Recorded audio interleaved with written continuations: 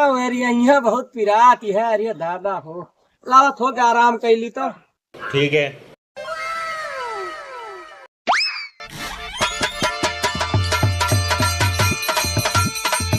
हे बाबू हे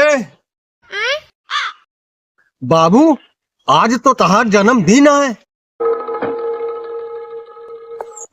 हाँ बच्चा, आज हमारा जन्मदिन है। तब तो आज बाबू तुका गिफ्टियो चाहिए। हाँ हाँ बेटवा, हमें गिफ्ट तो चाहिए, लेकिन जानता है बेटवा ठंडी बाय कुछ ये चीज लाया जो हमारे खाए पिए लायक हुए।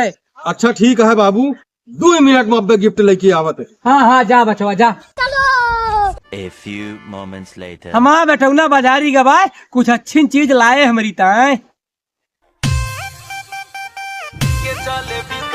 बाबू तोहरे ताइन गिफ्ट ले आए। गिफ्ट लाया? हाँ बाबू। हम जानते रहे बेटवा कि हमारा बेटवा बाजारी जाता हमें इतना स्वेटर या जैकेट लेके आए, कहे ठंडी बहुत ही है ना।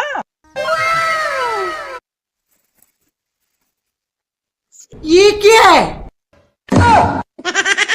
नहीं, मैं गाली नहीं दे सकता। बाबू तुहिन तो कह रहे हा कि ठंडी लायक हमारे ताइन गिफ्ट लाया, तो यह लाए ही अब एका जलाक सेका। वैसो तो तहार ठंडी में हाथ गोड़ ऐठ जात है।